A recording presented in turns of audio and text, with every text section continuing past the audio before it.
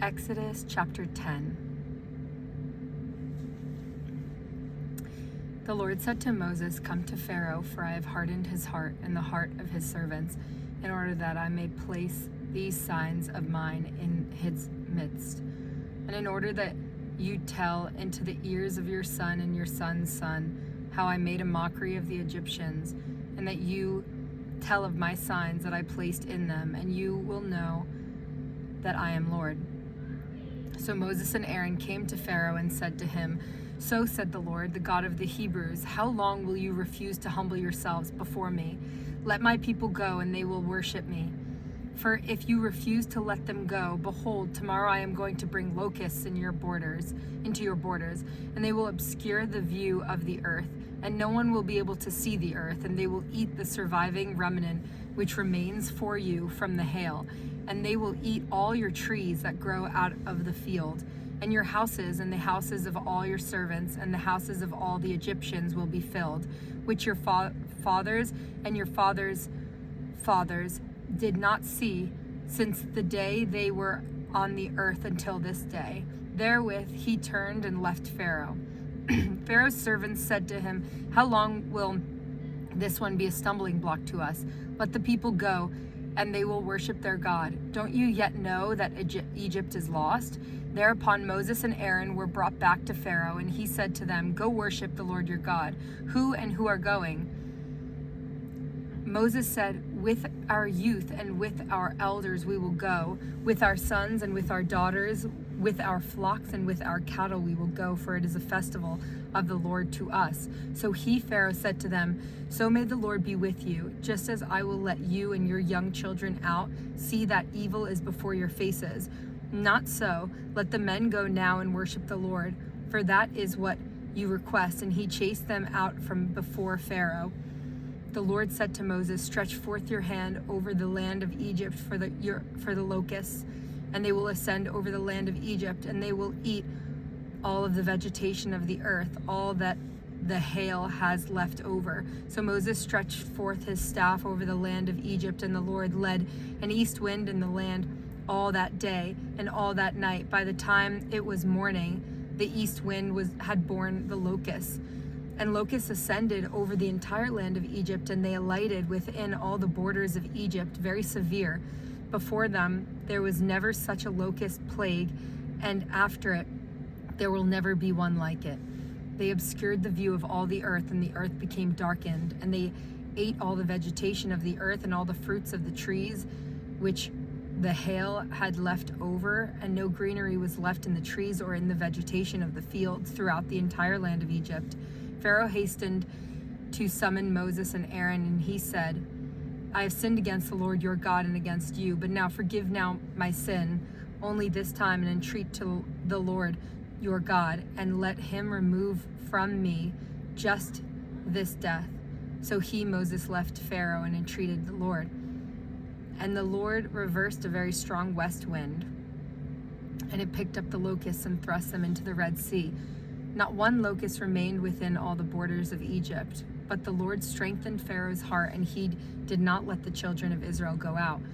The Lord said to Moses, "Stretch forth your hand toward the heavens, and there will be darkness over the land of Egypt, and the darkness will become darker." So Moses stretched forth his hand toward the heavens, and there was thick darkness over the entire land of Egypt for 3 days. They did not see each other, and no one rose from his place for 3 days. But for all the children of Israel there was light in their dwellings.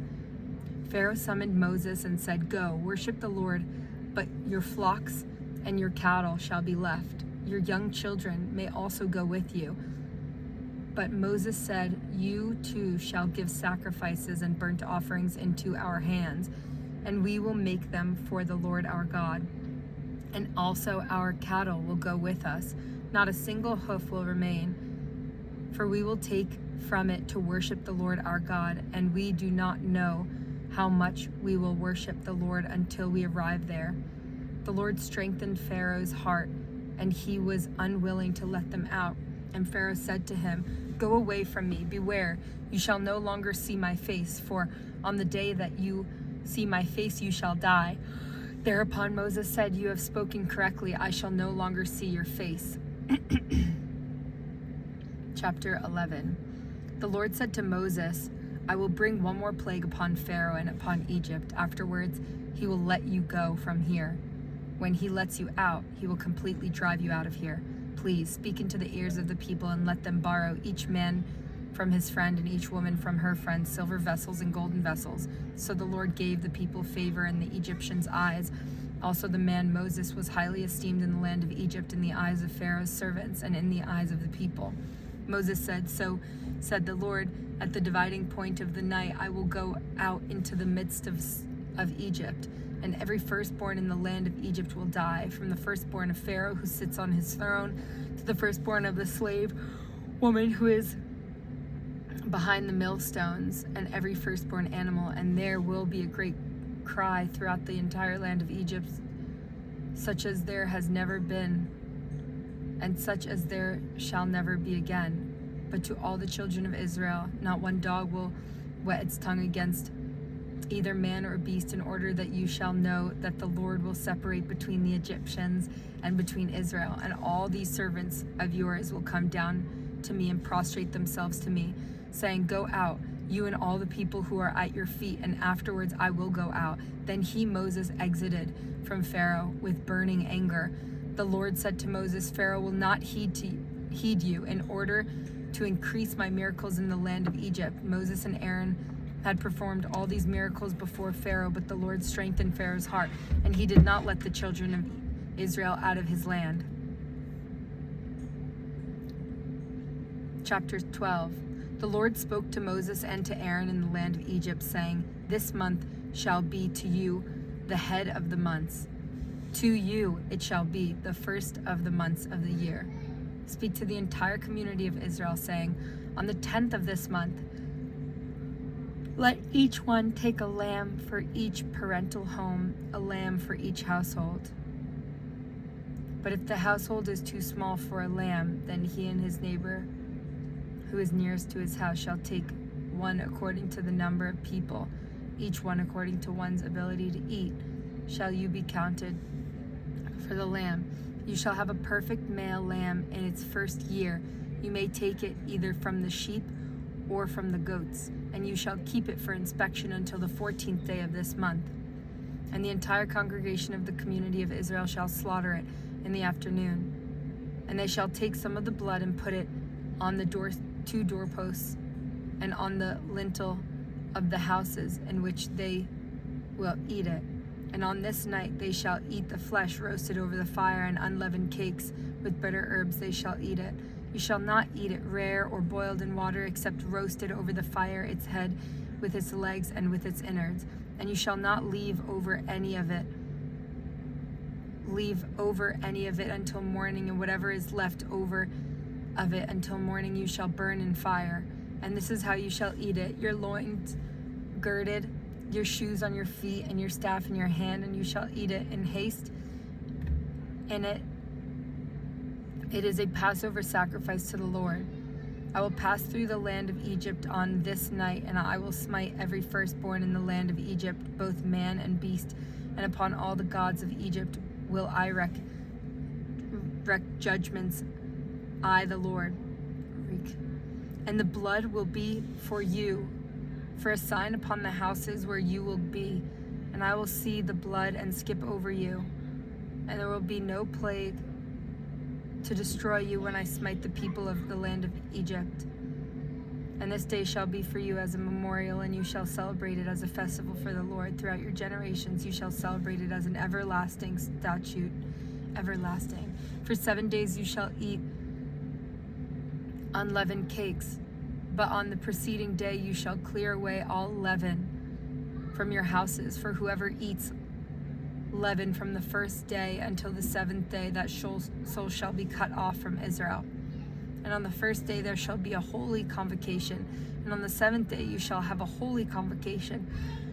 No work may be performed on them, but what is eaten by any soul, that alone may be performed for you.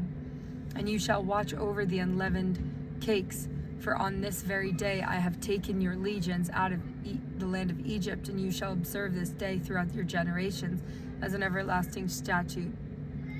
In the first month, on the 14th day of the month in the evening, you shall eat unleavened cakes until the 21st day of the month in the evening. For 7 days leavening shall not be found in your houses, for whoever eats leavening, that soul shall be cut off from the community of Israel, both among the strangers and the native born of the land. You shall not eat any leavening. Throughout all your dwellings you shall eat unleavened cakes. Moses summoned all the elders of Israel and said to them, draw forth or buy for yourselves sheep for your families and slaughter the Passover sacrifice. And you shall take a bunch of hyssop and immerse it in the blood that is in the basin. And you shall extend to the lintel and to the 2 doorposts the blood that is in the basin. And you shall not go out any man from the entrance of his house until morning. The Lord will pass to smite the Egyptians, and he will see the blood on the lintel and on the 2 doorposts. And the Lord will pass over the entrance, and he will not permit the destroyer to enter your houses to smite you. And you shall keep this, like the destroyer, it's like the destroyer is God. It's not like Satan or anything. And you shall keep this matter as a statute for you and for your children forever. And it shall come to pass when you enter the land that the Lord will give you, as he spoke, that you shall observe this service. And it will come to pass, if your children say to you, what is this service to you? You shall say, it is a Passover sacrifice to the Lord. For he passed over the houses of the children of Israel in Egypt when he smote the Egyptians, and he saved our houses. And the people kneeled and prostrated themselves. So the children of Israel went and did as the Lord commanded Moses and Aaron, so they did. It came to pass at midnight, and the Lord smote every firstborn in the land of Egypt, from the firstborn of Pharaoh who sits on his throne to the firstborn of the captive who is in the dungeon, and every firstborn animal. And Pharaoh arose at night, he and all his servants and all the Egyptians, and there was a great outcry in Egypt, for there was no house in which no one was dead. For he called for Moses and Aaron at night, and he said, get up and get out from among my people, both of you, as well as the children of Israel, and go, worship the Lord as you have spoken. Also take also your flocks and also your cattle, as you have spoken, and go, but you shall also bless me. So the Egyptians took hold of the people to hasten to send them out of the land, for they said, we are all dead. The people picked up their dough when it was not yet leavened, their leftovers bound in their garments on their shoulders. And the children of Israel did according to Moses' order, and they borrowed from the Egyptians silver objects, golden objects, and garments. The Lord gave the people favor in the eyes of the Egyptians, and they lent them, and they emptied out Egypt. The children of Israel journeyed from Ramses to Succoth, about 600,000 on foot, the men besides the young children, and also a great mixed multitude went up with them, and flocks and cattle, very much livestock. They baked the dough that had taken out of Egypt as unleavened cakes, for it had not leavened, for they were driven out of Egypt, and they could not tarry, and also they had not made provisions for themselves. And the habitation of the children of Israel, that they dwelled in Egypt, was 430 years. It came to pass at the end of 430 years, and it came to pass in that very day, that all the legions of the Lord went out of the land of Egypt. It is a night of anticipation for the Lord to take them out of the land of Egypt. This night is the Lord's, guarding all the children of Israel throughout their generations. The Lord said to Moses and Aaron, this is the statute of the Passover sacrifice. No estranged one may partake of it. And every man's slave purchased for his money, you shall circumcise him. Then he will be permitted to partake of it. A sojourner or a hired hand may not partake of it. It must be eaten in one house. You shall not take any of the meat out of the house to the outside, neither shall you break any of its bones. The entire community of Israel shall make it. And should a proselyte reside with you, he shall make a Passover sacrifice to the Lord. All his males shall be circumcised, and then he may approach to make it, and he will be like the native of the land, but no circumcised male may partake of it. There shall be one law for the native and for the stranger who resides in your midst. All the children of Israel did as the Lord had commanded Moses and Aaron, so they did. It came to pass on that very day that the Lord took the children of Israel out of the land of Egypt with their legions. Wow. A lot to think about.